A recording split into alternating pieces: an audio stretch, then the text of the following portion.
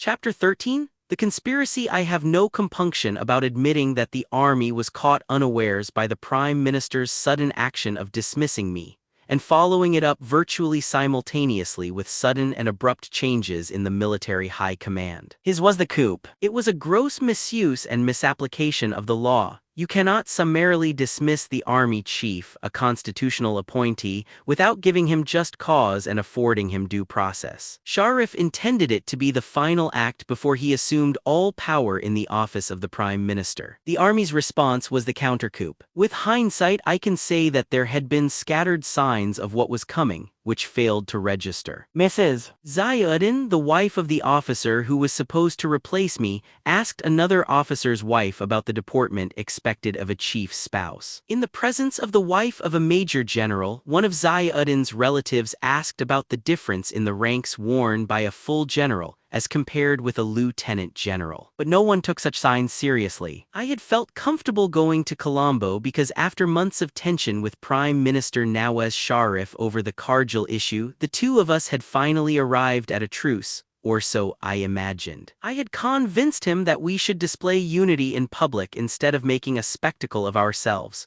with the Prime Minister blaming the army and its chief while shirking his own responsibility by denying his role in the affair. It was not credible for a Prime Minister to claim that something like Kargil could happen without his knowledge. Now, as Musharraf had not only strained credulity, he weakened his own position. For his Oppo 109-110 in the line of fire Nents began saying openly that in this case he was not worthy of being Prime Minister. I thought we had agreed to move on. Another reason why the army and I were relaxed was that the Prime Minister had recently elevated me to the additional position of Chairman of the Joint Chiefs of Staff Committee concurrent with my existing position as Chief of the Army Staff. Frankly, after that, it didn't cross my mind that the Prime Minister would exploit my absence abroad to launch a coup against the army and myself. Why Pervez Musharraf attempted the coup remains a matter of speculation. It cannot be said with certainty why he did so until all the actors involved from his side have spoken and spoken truthfully. But how the army reacted to defend its honor is a study in presence of mind. Everyone worked together toward the common goal of stopping the Prime Minister's coup.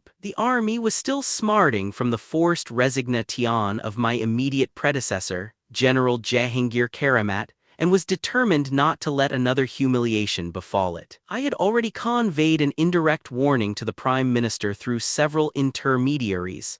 I am not Jahangir Karamat.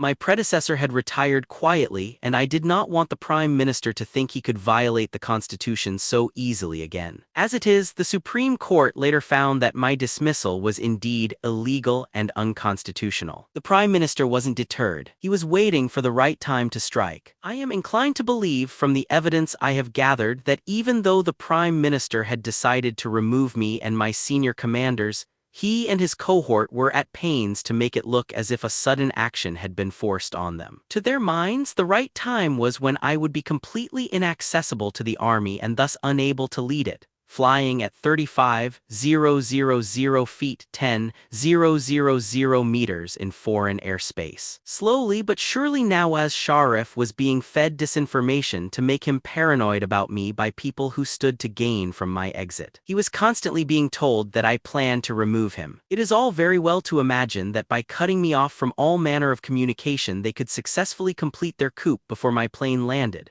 But the question still remains why they did it in such the conspiracy a clumsy and reckless manner, not allowing my plane to land, nearly letting it crash, and even suggesting that it go to India. I believe this had to do with the two fortuitous delays of my flight, first in Colombo and then in Mail. Had my plane arrived on schedule, the army would not have had enough time to react and take Karachi airport to prevent my arrest. Now, as Musharraf became nervous, indeed hysterical, when he realized that the army might in fact have time to strike back while my plane was still in the air. To understand the Prime Minister's thinking, it is necessary to backtrack a few weeks. In the third week of September 1999, Pervez Musharraf's father-in-law died, and he went to Lahore for the funeral. As he was about to get into his car at the airport, his Attorney General took him aside. Standing in the hot sun, the Attorney General said that the army was going to remove Pervez Musharraf that very night. He would not tell the Prime Minister his source. he said only that he had foolproof inside information. Obviously, Nawaz Sharif had to take his Attorney General seriously. In fact, the Attorney General caused him so much worry that on reaching his in-law's house, Nawaz Sharif confided in his principal secretary, Saeed Mahdi, telling Mahdi to reassure the Attorney General that while the Prime Minister had not divulged the substance of their conversation at Lahore airport to him, he wished to know the source of the information. The Attorney General responded by asking Mahdi to reassure the Prime Minister that his information was from a very important and credible insider, and was absolutely reliable. This added to Nawaz Sharif's paranoia. As is our custom, I too went to Lahore later that evening to offer my condolences to the Prime Minister. He could have taken this opportunity to discuss his Attorney General's assertion with me, but he did not. Of course, there was no army takeover that night, as none was intended then or later. A few days later, back in Rawalpindi, the Prime Minister's younger brother, Shahbaz Sharif, who was also Chief Minister of Punjab Province, came to meet me regarding the tension with his brother, played up in the media in the wake of Kargil. I told him to tell his brother two things. One, I would not agree to give up my present position of Chief of the Army Staff and be kicked upstairs as Chairman 112 in the line of fire of the Joint Chiefs of Staff Committee QSJC before my term was up. As far as I was concerned, he could make anyone from the Navy or Air Force chairman of the JCSC. I didn't care. 2. I was recommending the retirement of the Corps Commander in Quetta, Lieutenant General Tariq Pervez. He was ill-disciplined, and I suspected him of plotting against me. The problem was that TP, as he was known in the army, was the brother-in-law of one of Nawaz Sharif's ministers, and was using his relative's influence to bring about a premature change in the army's high command so as to position himself for promotion in the future. Give me one day, replied Shahbaz. The next day I was with the Prime Minister at his lunch for Admiral Bukhari, the Navy chief. Sure enough, the Prime Minister took me aside and said, I am also making you chairman of the Joint Chiefs of Staff Committee. Are you happy? I said I was, now that I was staying on as Army Chief as well. But I told him that TP had to go and that I was going to recommend his retirement, as he was undermining military discipline. Nawaz Sharif feigned ignorance of who TP was, though I knew he was pretending. Yet he agreed to retire TP later. I sent TP's dismissal papers to the Prime Minister, who promptly approved them. Soon after that, the Prime Minister invited my wife and me to accompany him and his wife to Mecca for a pilgrimage in August 1999. He said that we would be leaving from Lahore early in the morning. I thanked him and said that we would arrive in Lahore the evening before, since it was an early morning takeoff. He replied that in that case we should have dinner with his family at their new estate at Rai Wind in Lahore. In retrospect, I am inclined to believe that all this was planned.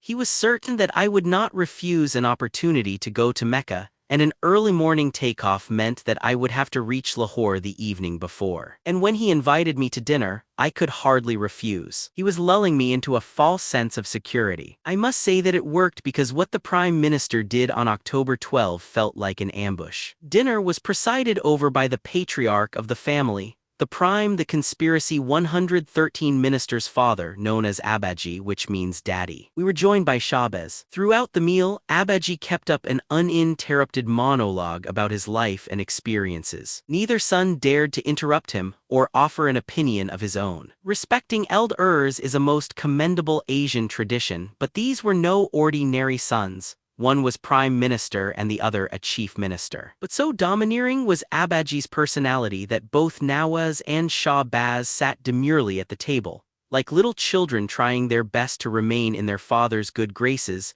speaking up only to help him remember things that he might have overlooked. Their sole aim was to try to please him. They behaved more like courtiers than sons. There was no question that Abaji was the real decision-maker in the family. After dinner, Abaji turned to me and proclaimed grandly, "You are also my son, and these two sons of mine dare not speak against you. If they do, they will be answerable to me." I was most embarrassed, but that was the way of the old man. Nawaz Sharif wore his usual expressionless face. As it turned out, the dinner with Abaji was quite a charade. The old man had already made up his mind that his son should dispense with me. He said to some people that he did not like the look in my eyes. On October 9, 1999, while I was in Colombo, a news item appeared in an English-language newspaper stating that the Corps Commander in Quetta, TP, had been retired for the absurd reason that he had met the Prime Minister without first seeking my permission. Obviously, the story had been planted by people who wanted to drive the Prime Minister crazy with apprehension that I might be plotting against him. To this day, I remain suspicious of TP. It could be that he wanted me out in order to reverse the decision to retire him. He was scheduled to retire just a few days before my fateful flight, but he had come to me and asked for an extension till October 13 to enable him to complete all his farewell dinners, which we in the army call dining out. He also said that he bore me no ill will for retiring him.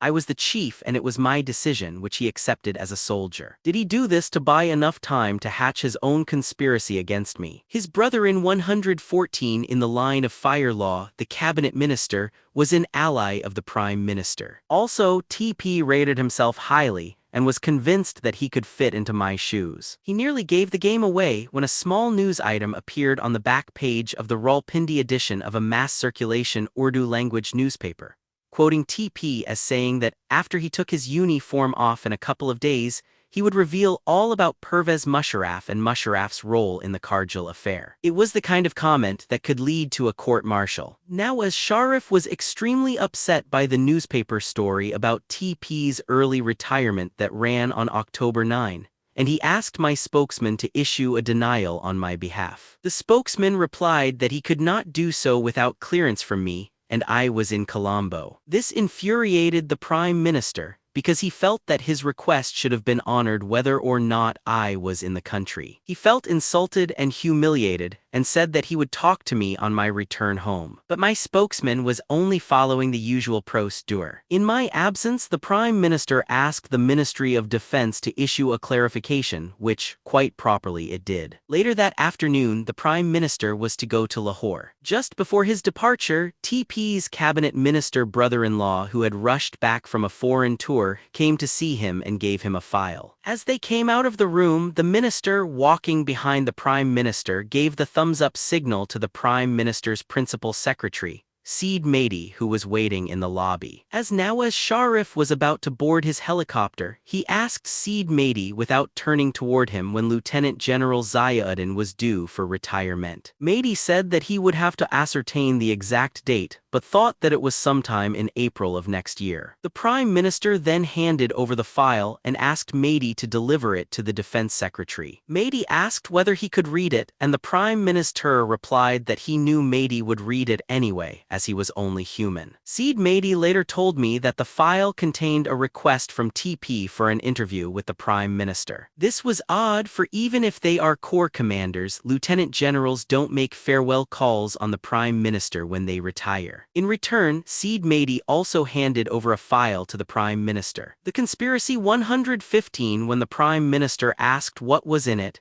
Mehdi said that he had spent the whole night writing a note to him and requested that he read it during the flight. Mehdi claims that in the note he said he could sense what was on the Prime Minister's mind, but warned the Prime Minister to be very cautious and not be led astray by bad advice. He also suggested that before making any extreme decisions, the Prime Minister should get to know me better by meeting me more often, and that we should meet each other's families. But Nawaz Sharif's paranoia had reached a level where sensible advice bounced off his head. Paranoia had made Nawaz Sharif so secretive that a day after his arrival in Lahore, he flew off to Abu Dhabi with one of his sons and some of his closest cronies, presumably in search of a safe place to talk. It was October 10. Accompanying him in civilian clothes was Lieutenant General Ziauddin Butt. Zia is an engineer by profession and at the time was not only a lieutenant general but also director general of the Inter-Services Intelligence Agency. He was close to the Prime Minister, and Sharif was ready to hand over the reins of the army to him. Also on the flight to Abu Dhabi were Nawaz Sharif's speechwriter and the chairman of Pakistan Television (PTV),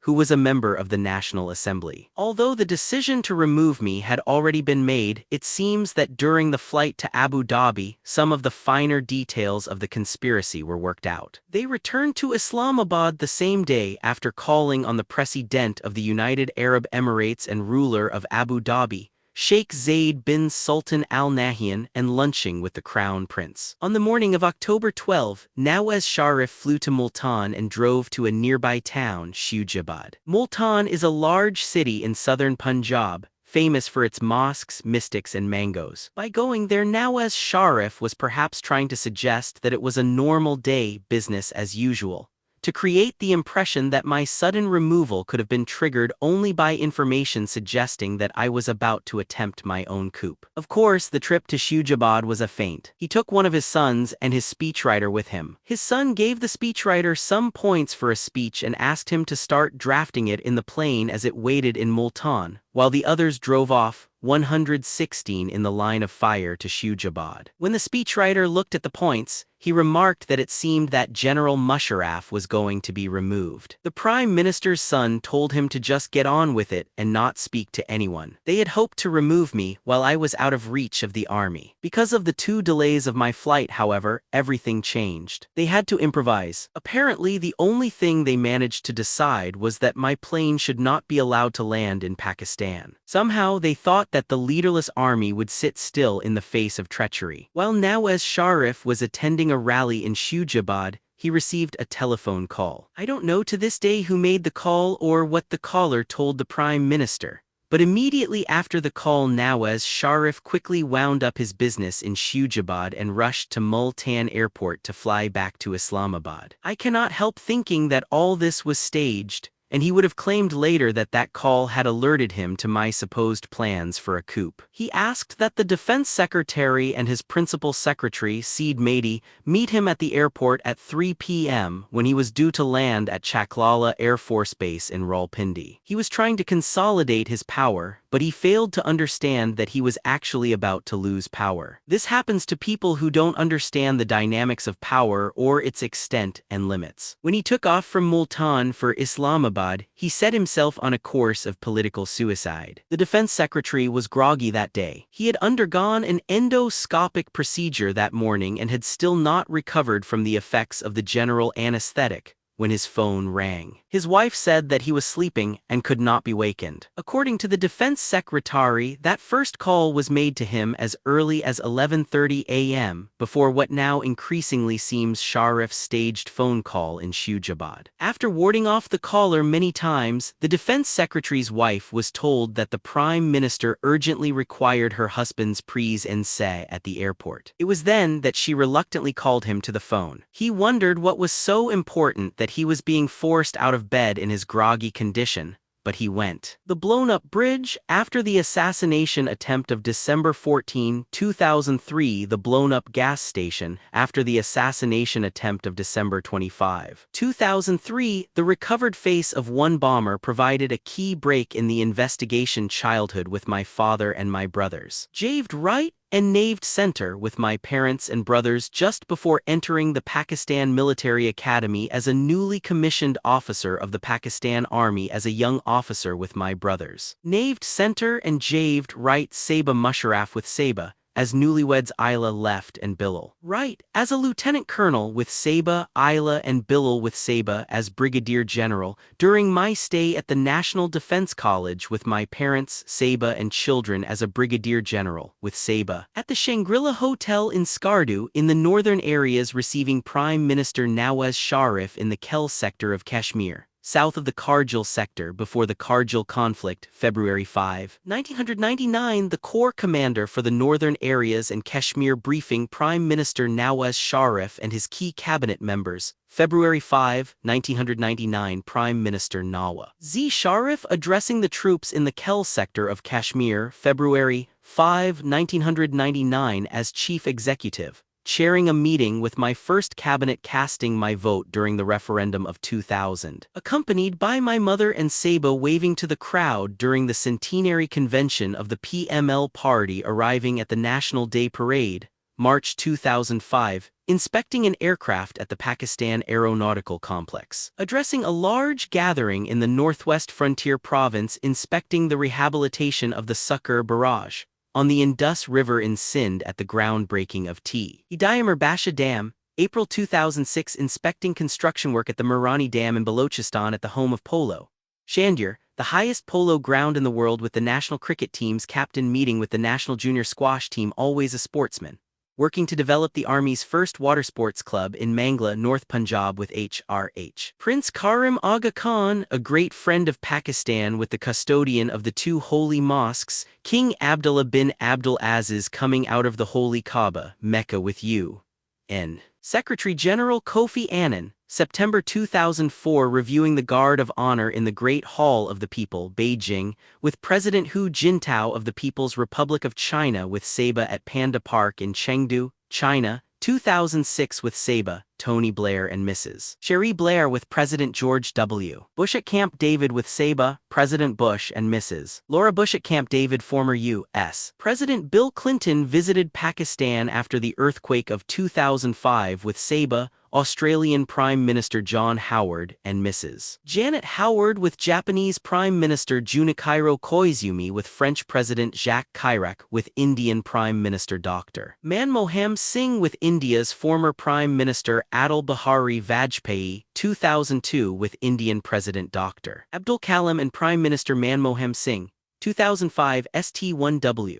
*T% at the Taj Mahal, with Saba visiting the collapsed Margalla Towers in Islamabad after the earthquake of 2005, visiting an earthquake victim in a field hospital in Muzaffarabad. The Conspiracy 117, when Nawaz Sharif landed in Islamabad at 3 p.m. He asked the Defense Secretary to accompany him in his car to the Prime Minister's house, about 20 minutes drive away, even with the traffic stopped. On the way, he told the Defense Secretary what was on his mind. He wanted the Secretary to issue a notification that General Pervez Musharraf had been dismissed and Lieutenant General Ziauddin Butt appointed in his place. The Defense Secretary kept asking him why he was doing this. As a recently retired Lieutenant General and a former Chief of General Staff, he knew the Army well. He advised the Prime Minister that another removal of the chief in this unconstitutional manner would grievously damage the morale of the Army. But the Prime Minister remained adamant and insisted that his orders be carried out immediately. When they reached the Prime Minister's house, the Defense Secretary told Nawaz Sharif that, as this was a very serious matter, he could not issue the notification unless he was ordered to do so in writing. Nawaz Sharif slapped him on the thigh and said angrily, "You are a coward."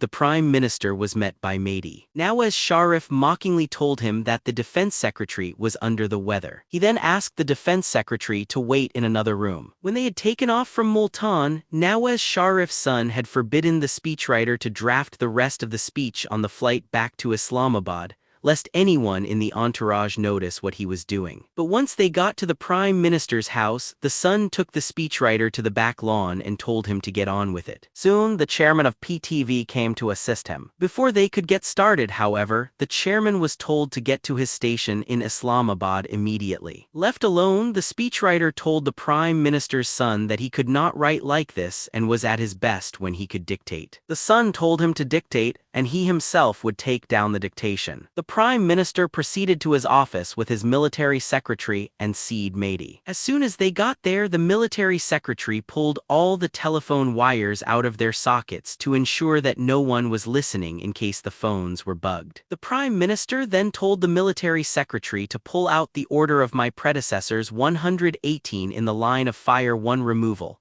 change the date, substitute my name for his and Lieutenant General Ziauddin's name for mine, and bring it to him for signature. It is as if they had a ready-made template to force an army chief out of office whenever they wished. The Prime Minister asked whether he should make a speech. His military secretary said that he must explain his action to the nation, but Mehdi advised against it. Nawaz Sharif irritably told Mehdi to go and get on with preparing the removal order so that it could be given to the Defense Secretary. As soon as the order was ready, the Prime Minister signed it and took it personally to the President, whose house is a couple of minutes' drive away. All that the President noted on the order was the word "seen."